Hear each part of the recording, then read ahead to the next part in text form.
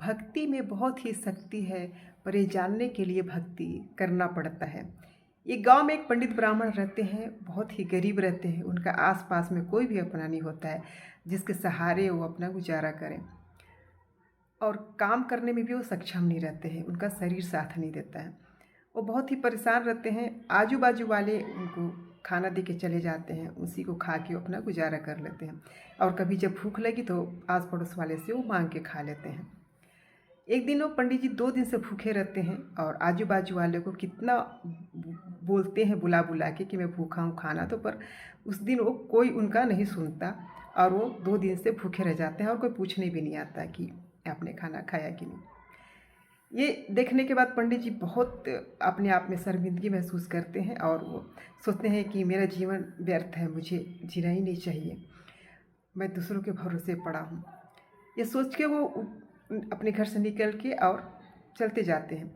जाते जाते देखते हैं थोड़ा सा आगे एक बहुत बड़ा मंदिर मिलता है, और मंदिर के पास वो खड़े हो जाते हैं, और मंदिर के अंदर देखते हैं तो भजन कीर्तन होते रहता है। भजन कीर्तन सुन के पंडित जी थोड़ा अंदर चले जाते हैं और वहाँ पे खड़ा होकर भजन सुनने लगते हैं।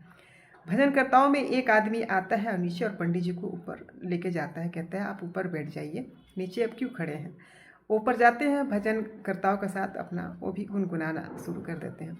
भजन खत्म होने के बाद वहाँ के जो हेड रहते हैं वो उन्हें सबको उठा के और कहते हैं, आदरपूर्वक कहते हैं कि चलिए भोजन कर लीजिए। अब भोजन परोसा जाता है, उसमें पंडित भी रहते हैं, और जब भोजन परोसा जाता है तो एक से बढ़कर एक जब भोजन पंडित देखते हैं तो उनकी आंखों में आंसू आ जाते हैं, और कहते हैं कि भगवान आपका लीला, कि मैं दूसरे के भरोसे वहाँ बैठा था।